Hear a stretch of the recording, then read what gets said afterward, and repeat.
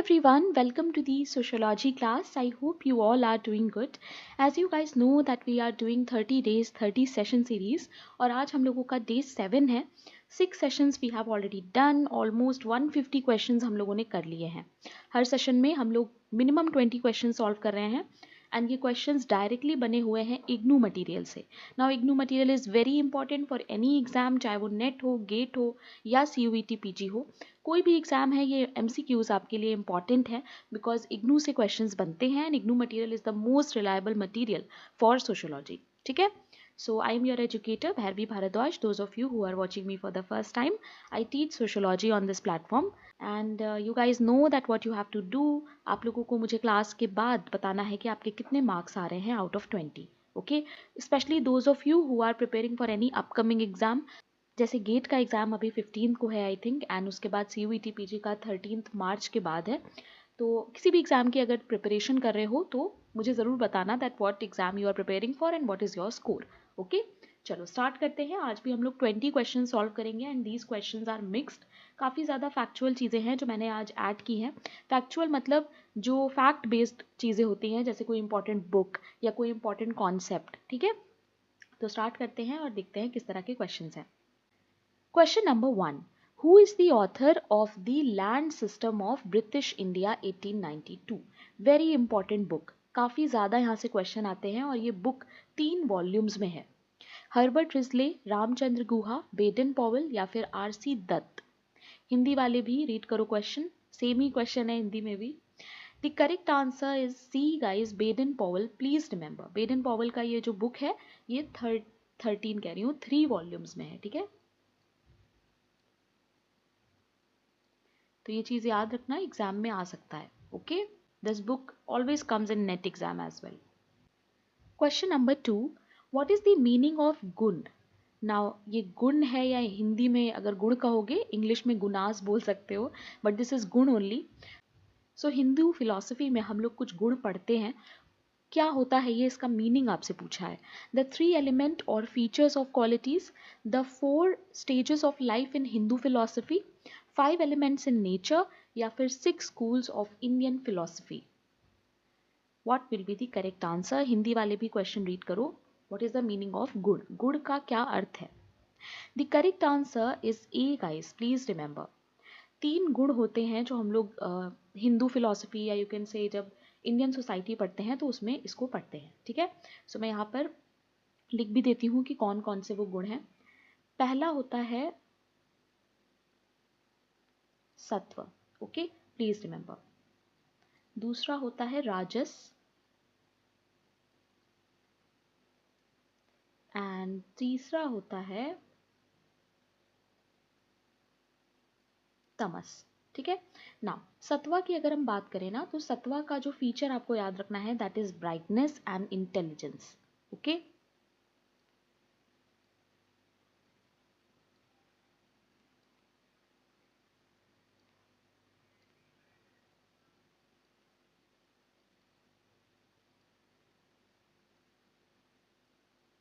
Now if we talk about rajas meaning, तो राजस का मतलब होता है पैशन या फिर वी कैन से एनर्जी. देखो ये सब सारे हमारे बिहेवियर के पार्ट्स हैं. ठीक है, हमारे बिहेवियर में कुछ पार्ट होता है जो सत्व होता है, कुछ राजस होता है और कुछ तमस होता है. ठीक है, अलग अलग पोर्शन होता है सबकी बिहेवियर में. किसी का सत्व ज़्यादा होता है, किसी का तमस ज़्यादा होता है. सो तमस का मतलब क्या होता है? तमस का मतलब होता है डार्कनेस. ये हमारा बिहेवियर का वो पार्ट होता है जो डल होता है. राइट, कभी कभी आपने देखा होगा आपका कुछ काम करने का मन नहीं करता है. राइट, सो हम कह सकते हैं कि हमारा तमस बहुत स्ट्रांग है इस time because I am feeling lazy. Right, so lazy is also the word that you can give to tamas. ठीक है, सो सत्व, राजस, तमस, ये 3 गुण हैं guys, please remember. Indian society या इंडियन रिलेटेड जितना भी कंटेंट होता है ना, वहाँ पर ये चीज़ बहुत इंपॉर्टेंट होती है. Okay, question number 3. The Brahmins in Tamil Nadu lived in a distinct areas called what? Ghatikas, Brahmapuri, agraham या फिर वेदापुरी. नाउ ये टर्म जो है ये इग्नू में हाईलाइटेड था. दैट मीन्स बोल्ड लेटर्स में ये टर्म था. That is why it is important. Tamil Nadu में जो ब्राह्मण्स हैं वो एक डिस्टिंक्ट एरिया में रहते हैं, उसको हम लोग क्या कहते हैं? हिंदी वाले भी पढ़ लो, अलग अलग क्षेत्रों में रहते थे जिन्हें क्या कहा जाता था। The correct answer is C, that is agraham. Please remember, agraham एक ऐसा यू कैन से एरिया है जहाँ पर तमिलनाडु में ब्राह्मण्स रहते हैं। बाकी के जो टर्म्स हैं वो भी इन्हीं सब चीज़ों से एसोसिएटेड हैं। जैसे घटिकास को हम लोग कहते हैं एजुकेशनल इंस्टीट्यूशन, ठीक है।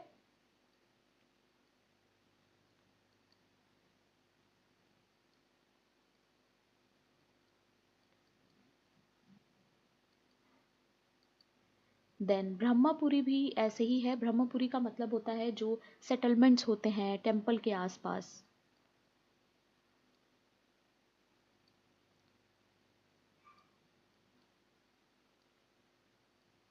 ओके, एंड वेदापुरी वो जगह होती है जहाँ पर वैदिक स्टडीज हो रही होती हैं। ओके,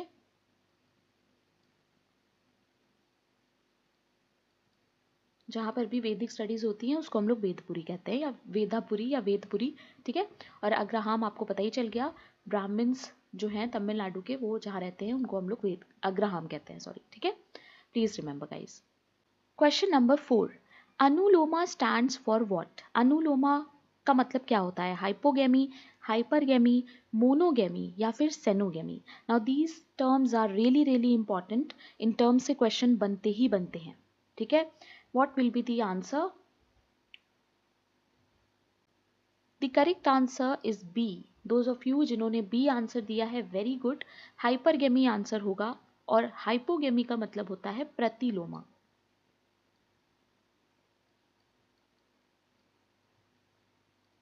इसको याद करने का तरीका भी है कि जहां पर पति जो है वो लो होगा उसको हम लोग हाइपोगेमी कहेंगे, यानी प्रतिलोमा। सो प्रतिलोमा साउंड्स लाइक पति लो, राइट। मोनोगेमी का मतलब होता है कि आपका एक ही पार्टनर होगा एक टाइम पे। सो monogamy is about that.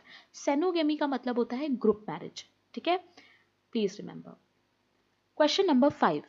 The Guna theory of pollution was proposed by whom? G.S. Gure, M.N. Srinivas, Malcolm Marriott या फिर मार्विन डेविस? Now मैंने आप लोगों को अभी दिखाया कि गुण थ्योरी क्या है और 3 तरह के जो इंपॉर्टेंट गुड्स हैं, राइट। सो किसने दिया है ये? The correct answer is D guys. Please remember, it is something new, तो नाम याद रखना गुण थ्योरी का, ओके। कभी कभी इस थ्योरी को हम लोग कास्ट से रिलेट करके भी पढ़ते हैं, और CUET PG में तो यहाँ से क्वेश्चन भी आ चुका है, ठीक है। So it is very important. Question number 6. Who said that caste is a notion? It is a state of mind. It is a very famous quotation. किसने कहा था कास्ट एक नोशन है, ये एक ऐसी चीज़ है जो माइंड में होती है, ठीक है। It is a state of mind. आपके दिमाग में ही ये कास्ट का जो कॉन्सेप्ट है ये है। जाति एक धारणा है या मन की एक अवस्था है, ओके। घूरे, अंबेडकर, FG बेले या फिर Louis Dumont? The correct answer is B. जिन्होंने बी आंसर दिया है, वेरी गुड। अंबेडकर ने इसको बोला है अपनी फेमस बुक में, एनिहिलेशन ऑफ कास्ट।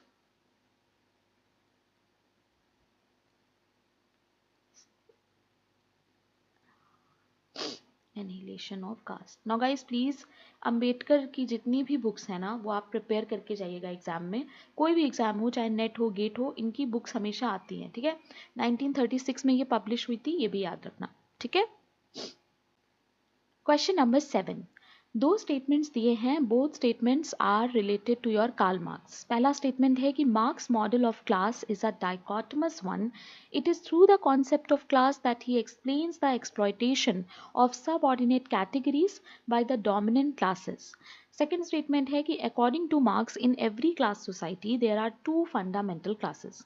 सो क्या होगा सही? हिंदी वाले भी क्वेश्चन को रीड करो। I am giving you some time. You guys can answer in the chat section. आप लोगों को चैट में आंसर देते रहना है। The correct answer is A. Both statements are correct. दोनों ही स्टेटमेंट जो हैं वो सही हैं। देखो पहला स्टेटमेंट क्या है कि Marx model of class is a dichotomous one. Dichotomous means दो क्लासेस की इन्होंने बात की है, proletariat, bourgeois class, you all know. एक हैव है, एक हैव नॉट है। It is through the concept of class that he explains exploitation. तो ये क्लास के थ्रू बताते हैं कि एक है जो एक्सप्लॉइट कर रहा होता है, सबऑर्डिनेट कर रहा होता है, और दूसरा है जो डोमिनेंट है, राइट। सो दो फंडामेंटल क्लासेस की इन्होंने बात की है, दोनों ही स्टेटमेंट जो है वो सही है, कोई भी मिस्टेक इसमें नहीं है, okay guys.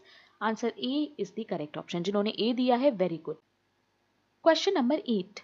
Who in his book Ancient Law proposed that evolution of human society followed a transition from status to contract? Very important question. बहुत chances होते हैं इसके दोबारा रिपीट होने के. मैंने आपको लास्ट कुछ क्वेश्चंस में शायद बताया था ये दैट एंशियंट सोसाइटी बुक है, right. So ancient society book, ancient law, ऐसी बुक्स में कंफ्यूजन होता है, ठीक है. सो कंफ्यूजन नहीं करना है. देखो, एंशियंट लॉ में किसी थिंकर ने ये बोला है कि हमारा जो सोसाइटी है वो स्टेटस से कॉन्ट्रैक्ट की तरफ जाता है. तो now you have to understand कि क्या है ये स्टेटस एंड कॉन्ट्रैक्ट.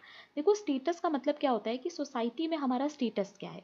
पहले के टाइम पे आपने देखा होगा कि कास्ट का बहुत ज़्यादा इम्पोर्टेंस होता था, राइट. सो स्टेटस हमारा जो है वो डिटरमाइंड बाय बर्थ होता था, राइट. जैसे अगर मैं किसी राजा की बेटी हूँ तो मेरा ऑटोमेटिकली जो स्टेटस है सोसाइटी में वो क्या होगा, अच्छा होगा, right. So it depends on my family, किन, राइट, कि मेरा स्टेटस कैसा है. बट अभी के बारे में अगर हम बात करें, अभी अभी क्या है, modern time. So modern time में क्या हो गया है, कॉन्ट्रैक्ट के बेसिस पे हो गई हैं चीज़ें. कॉन्ट्रैक्ट मतलब there will be individual choice, agreement, right. अभी फैमिली और वो हेरिडिटरी सिस्टम जो है वो काफ़ी कम हो गया है, ठीक है. तो ये चीज़ याद रखना. इसके बारे में बोला था हेनरी मेन ने, please remember. Okay, Henry main की फेमस बुक है ये एंशियंट लॉ. एग्जाम में आती है तो याद रखना. और ये स्टेटस और कॉन्ट्रैक्ट क्या है ये भी याद रखना. कभी कभी ऐसे भी पूछ लेते हैं कि स्टेटस सोसाइटी, कॉन्ट्रैक्ट सोसाइटी किसका है, ठीक है. So don't confuse. Question number 9. Which among the following is not the feature of tharavad? इसमें से कौन सा है जो तारावाद का फीचर नहीं है. ना, tharavad is a very important topic. हम लोग फैमिली में इसको पढ़ते हैं. Polyandrous union, authority of karanavan, nuclear family structure, या फिर based on matriliny. Very easy question. Feature based question आते हैं गाइस. सो किसी भी टॉपिक को पढ़ो तो उसके फीचर्स पे फोकस करो. The correct answer here is C. Nuclear family नहीं होता है, जबकि तारावाद हम लोग पढ़ते ही हैं जॉइंट फैमिली के टॉपिक में. ओके, सो फैमिली स्ट्रक्चर जो है वो जॉइंट फैमिली होता है, please remember. Now question number 10. Who studied of word revolution in family patterns? किसने वर्ड रेवोल्यूशन को स्टडी किया है फैमिली पैटर्न्स में? G P Murdock, Talcott Parson, William J Goode, या फिर दरखाइम. ना, यहाँ पर अगर आपको बुक का नाम भी पता है तो भी you guys can do this question very well. World revolution in family patterns. The correct answer is C. Very easy question. ऐसे क्वेश्चन आते हैं बुक से, आपको वो सेंटेंस बना के क्वेश्चन पूछ सकते हैं, ठीक है. That is why books are important. And इनकी बुक का नाम ही है world revolution and family patterns, right.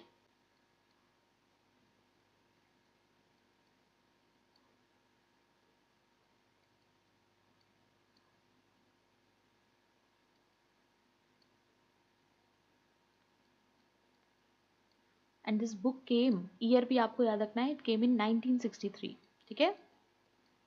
Please remember. Question number 11. Dash is a mechanism to provide kin-like mannerisms to those who are not ordinarily found to be so related in a particular situation. Primary किन, secondary किन, फिक्टिव किन, या फिर एफिनल किन. हिंदी वाले also question को read करो. क्या होगा आंसर? टाइप्स ऑफ किन बहुत इंपॉर्टेंट टॉपिक है, एग्जाम में आता है. The correct answer is C guys, fictive kin. जिन्होंने सी आंसर दिया है, वेरी गुड, इजी क्वेश्चन है ये. एफिनल के बारे में हम लोगों ने पहले भी पढ़ा. एफिनल होता है रिलेटिव्स बाय मैरिज, ठीक है. और प्राइमरी सेकेंडरी किन यू ऑल नो, जो हमारे इमीडिएट ब्लड रिलेशंस होते हैं जैसे मदर, फादर, वो हमारे प्राइमरी होते हैं. और उनके जो प्राइमरी होते हैं वो हमारे सेकेंडरी होते हैं, ठीक है. और सेकेंडरी के जो प्राइमरी होते हैं वो हमारे टर्शरी होते हैं, ठीक है. Please remember. सो कभी भी किन लाइक मैनरिज्म्स आएगा तो वो होगा फिक्टिव किन. फिक्टिव किन मतलब वो किन्स जो एक्चुअल में हमारे ब्लड रिलेटिव्स नहीं हैं बट दे आर किन लाइक. जैसे अगर मान लो मेरा कोई स्टूडेंट है, वो मुझे दीदी बोल रहा है, ठीक है. सो मैं उसको भैया बोल रही हूँ, ठीक है. तो ऐसे ब्रदर और सिस्टर वाला रिलेशनशिप बन गया, तो वो मेरा फिक्टिव किन हो जाएगा. Not a real brother, not a real sister, but fictive kin, ठीक है. Question number 12. Dash are working peasants who own small plots of land and work mostly with their own labor and that of their family members. मालिक, किसान, मजदूर, सरपंच। कौन होगा इसमें से? Working peasant की बात हो रही है guys, please remember. The correct answer is B, that is kisan. Please remember, इसके बारे में बात करी है डैनियल थॉर्नर ने।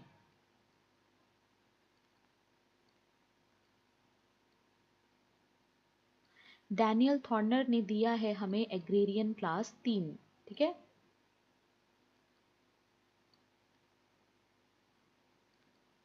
सरपंच की बात वो नहीं करते हैं, बाकी तीनों इन्होंने ही दिए हैं, ठीक है। मालिक, किसान, मजदूर, please remember. Question number 13। The right of a country to rule over another country. जब एक कंट्री दूसरे कंट्री पे रूल करता है तो उसको हम क्या कह सकते हैं? This is directly taken from the IGNOU glossary. IGNOU में जो लास्ट में ग्लॉसरी की टर्म्स दिए होते हैं वहीं से ये क्वेश्चन बनाया है। कंजर्वेटिव्स, सुजरेनिटी, डीकोलोनाइजेशन या फिर अलायंस। यहाँ पर क्या होगा answer? You guys can do elimination थोड़ा सा सोच के कि किसके साथ ये जाएगा meaning. The correct answer is B, that is suzerainty. Please remember, जिन लोगों ने बी आंसर दिया है वेरी गुड। ये एक नया टर्म है, so please add it to your notes, okay. Question number 14। Bargaining and gender relation within and beyond the household 1997, ये किसकी बुक है? हिंदी में देखो इसका थोड़ा सा ट्रांसलेशन कर दिया है, बार्गेनिंग को सौदेबाजी लिख दिया है। बीना अग्रवाल, दीपिका बासु, एन बनर्जी, योगेश अटल। इस तरह की अनकॉमन बुक्स आती हैं एग्जाम में गाइस, दैट इज वाई मैंने यहाँ पर ऐड की हैं। जेंडर रिलेटेड बुक्स तो काफ़ी आती हैं। The correct answer is A, please remember, it is Bina Agarwal who wrote this book, okay. Question number 15. Who first used the term sociography to refer to descriptive sociological studies using statistics? इनमें से कौन है जिसने सोशियोग्राफी को फर्स्ट टाइम यूज किया था? Max Weber, Emile Durkheim, Ferdinand Tonnies, August Comte. Very important and new question and this is directly copy pasted from IGNOU. The correct answer is C guys, please remember, Ferdinand Tonnies हैं वो जिन्होंने sociography word को first time use किया था, ठीक है। देखो हम लोग सोशियोलॉजी में फर्स्ट टाइम की बात कर रहे हैं, तो हो सकता है एक्चुअल में कॉइन किसी और ने किया हो, ठीक है। क्वेश्चन नंबर 16 देखो। Brain drain is the movement of educationally qualified personal to other country for better opportunities. It shows the decline of literacy rate in a country. Brain drain एक ऐसा मूवमेंट है जिसमें जो एजुकेशनली क्वालिफाइड लोग होते हैं वो एक कंट्री छोड़ के दूसरी कंट्री में चले जाते हैं। क्या इसका ये मतलब है कि हमारी कंट्री जो होती है उसमें लिटरेसी रेट कम हो रहा है? ब्रेन ड्रेन का ये मतलब है? What will be the correct answer?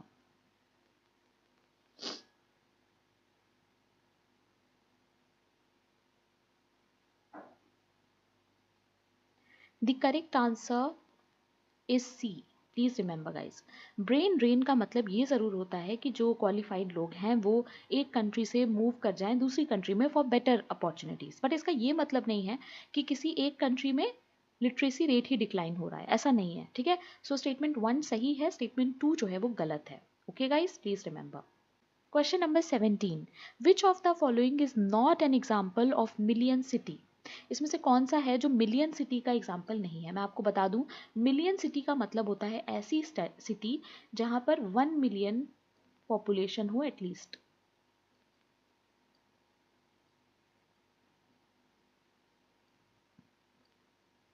Okay, so what will be the correct answer? New York, Tokyo, Varanasi या फिर मुंबई?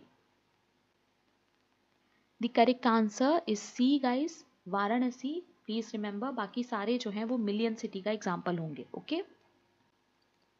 क्वेश्चन नंबर 18 देखो। कौन सा ऐसा सोशोलॉजिस्ट है जिसने डिफरेंस बताया network of society in which a new space of flows exist alongside the old space of places? So network society is the keyword here. Anthony Giddens, Manuel Castells, A G Frank या फिर Habermas? The correct answer is B guys, जिन्होंने B answer दिया है very good. Manual कास्टल्स को हम लोग network society के topic में पढ़ते हैं, okay. Question number 19. Dash may be defined as the application of power driven machinery to manufacturing. Green revolution, Russian revolution, American revolution या फिर इंडस्ट्रियल रेवोल्यूशन? इसमें से कौन सा है जिसमें यूज की बात की है पावर ड्रिवन मशीनरी की, अच्छा खासा मशीन जिसमें यूज हो? वेरी इजी क्वेश्चन, ऐसे इजी क्वेश्चन भी कभी कभी आते हैं। The correct answer is D. Very good, जिन्होंने डी आंसर दिया है, it is industrial revolution. Question number 20 and the last question of today's class. What does over urbanization refer to? Over urbanization से हम लोग क्या समझते हैं? A balanced and planned growth of urban area, the increased exemplification of urban characteristics in a city or its surrounding rural area, the decline of urban population due to migration या फिर the process of converting agricultural land into forest. Very easy question, Hindi वाले read करो। अति शहरीकरण का क्या अर्थ है, तात्पर्य है? The correct answer is B guys, please remember. Over urbanisation का मतलब होता है कि अर्बन कैरेक्टरिस्टिक्स का बहुत ज़्यादा बढ़ जाना, ठीक है, सिटी में और जो उसके आसपास का रूरल एरिया है वहाँ पर भी। So that is over urbanisation. Okay, so B is the correct option. बाकी सारे तो अलग ही तरह की बात कर रहे हैं। बैलेंस्ड या प्लान ग्रोथ नहीं होती है, अगर होती तो ओवर अर्बनाइजेशन नहीं होता, ठीक है। ओवर का मतलब ही है कि कुछ ज़्यादा हो रहा है, इंक्रीज हो रहा है, right. So that's it for today guys. I hope आप लोगों ने कुछ नया सीखा होगा आज के सेशन में। And if you are watching me for the first time तो प्लीज़ सब्सक्राइब कर लेना if you are a sociology student. Okay, और अगर आप लोगों को मेरा पढ़ाया समझ आ रहा है, मेरा कंटेंट सही लग रहा है तो सब्सक्राइब करना, ठीक है। Now this is the Telegram जो आपको ज़रूर से ज्वाइन करना है, क्योंकि टेलीग्राम पे ही पीडीएफ वगैरह आपको मिलेगा। बहुत सारे पीडीएफ हैं, फाइल सेक्शन में जाओगे तो उसमें मिल जाएंगे। ये मेरा पर्सनल टेलीग्राम है, कोई भी डाउट हो, एग्जाम रिलेटेड क्वेश्चन हो, you can ask me. Okay, and this is the app guys जो आप लोग डाउनलोड कर सकते हो। इस ऐप पे आपको कुछ पेड कोर्सेज मिल जाएंगे, टेस्ट सीरीज मिल जाएगी और भी कुछ कंटेंट है जो अभी इस पे आएगा, ठीक है। चलो कल की क्लास में मिलते हैं। कल हो सकता है हम लोग थोड़े ज़्यादा क्वेश्चन सॉल्व करें। अभी मेरे पास इधर वाला टाइम थोड़ा सा कम है, हेक्टिक शेड्यूल चल रहा है, that is why we are doing only 20 questions. One more thing guys, बहुत सारे स्टूडेंट्स रिक्वेस्ट कर रहे हैं पीडीएफ के लिए। तो guys I am very sorry, PDF आपको पूरा कंपाइल होके ही मिलेगा। दैट मीन्स जब 30 सेशंस हो जाएंगे तो पूरा पीडीएफ एक साथ मैं अपलोड करूंगी, क्योंकि पार्ट्स में अपलोड करने में ना बहुत ज़्यादा कन्फ्यूजन होता है and I don't want that confusion. Students get confuse कि मैम पार्ट 1 कहाँ है, पार्ट 2 कहाँ है ना। तो वो चीज़ नहीं करनी है, एक ही मैं कंपाइल करके मैं अपलोड करूंगी। अगर आपको खुद से पढ़ना है, रिवाइज करना है, तो आई वुड सजेस्ट स्क्रीनशॉट ले लो। यूट्यूब पे तो स्क्रीनशॉट ले सकते हो, राइट। चलो कल मिलते हैं। कल भी हम लोग क्वेश्चन सॉल्व करेंगे और इसको कंसिस्टेंटली इस प्रैक्टिस को करो guys. You guys will see कि एग्जाम में इससे बहुत हेल्प होगी। ओके, अच्छे से पढ़ो। चलो कल मिलते हैं, बाय बाय, कीप लर्निंग।